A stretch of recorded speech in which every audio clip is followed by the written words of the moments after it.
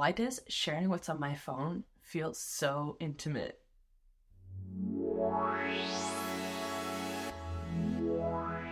I started my digital minimalism journey in September of 2023.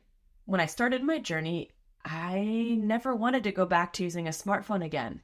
I didn't think it was possible. I was far too addicted to doom scrolling and spending hours a day on social media.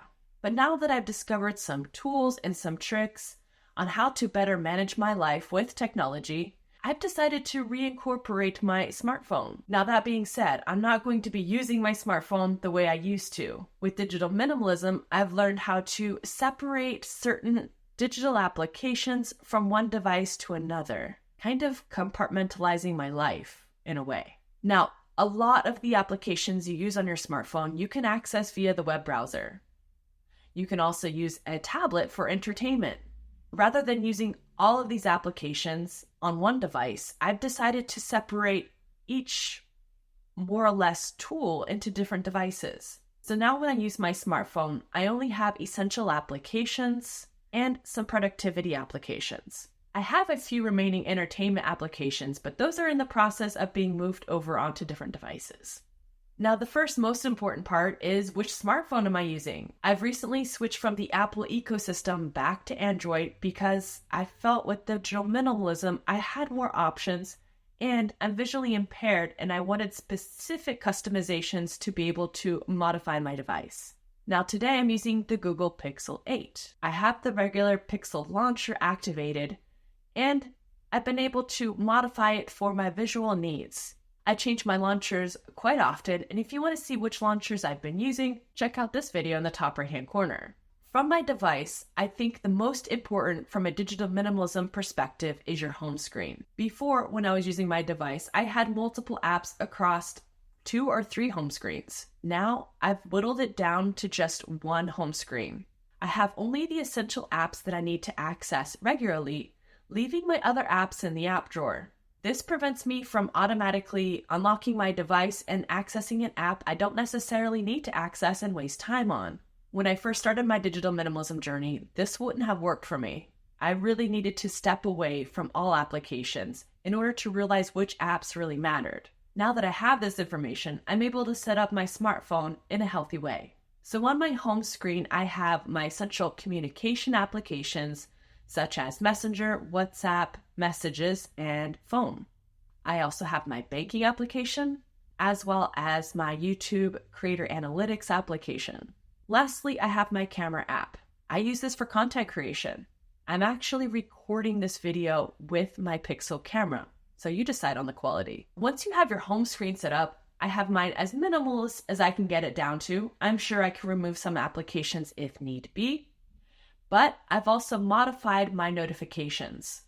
You could choose which applications to show notifications for in the top notification panel on your lock screen, and you can also choose to remove that annoying little dot on your applications. I found myself, when I saw this dot on applications, I would automatically open it because I wanted my interface to be as clean as possible. So I deactivated this feature within my Google Pixel, and I no longer see those dots next to my application to open and review the notifications. I found this as a way for applications to suck you into your device and spend more time on it.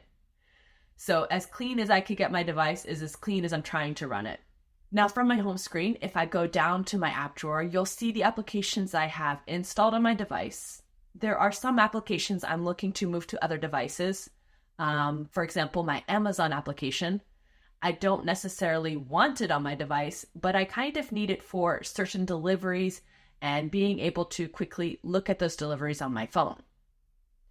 I do have a shopping addiction, so I'm trying to remove this application and move it potentially just to the web app or move it to a tablet, for example. Some other applications I've installed are for productivity. I primarily use Notion, and I use the Google applications such as Google Keep for note-taking. As far as entertainment is concerned, I have YouTube and Reddit. Now, these two applications are kind of the bane of my existence right now. If I'm going to waste time on my smartphone, it's going to be with YouTube or Reddit. So I'm really looking into moving these two applications onto a different device. Now I'm using Reddit less and less, so I think I can just use it on the web browser. Whereas YouTube, I use it a lot for content creation, and I also use it to entertain myself. I've left it in the app drawer for now because more or less out of sight, out of mind. If it's on my home screen, I'm going to select it and I'm automatically going to start doom scrolling and waste my time in the application. But if I leave it in the app drawer, this makes me think twice of what I actually need from the app drawer. And if I need to open an application, I should have a precise goal in mind when opening that application rather than just doom scrolling. I regularly go through my apps and decide which apps I'm using and not using and try to remove them from my device. The less apps I have on my smartphone, the better for my mental health as well as my digital minimalism lifestyle. I know I have a few more shopping applications, but these are primarily for secondhand items, which I'm trying to concentrate on a bit more from an environmental and sustainability perspective. Sometimes if I need to install an app, for example, I'm out and about and you need to install an app to access a theme park or use an application just for a day, I'll install that application and then when I get home, I'll automatically delete it. This creates less of a digital clutter on my smartphone, and this enables me to use my device in a healthy way and also save a lot of space. Now, I hope getting a global picture of how I use my smartphone may help you better organize yours and kind of digital declutter yourself a little bit. I'm on this journey, so it is a work in progress. This is the first time I'm really trying to reincorporate a smartphone into my life because it's more or less essential nowadays, especially from health applications and government applications that are only available with smartphones and not really user-friendly on the web-based browsers. I hope this video gave you more insight on how I'm living digital minimalism, and thank you for watching. See you soon.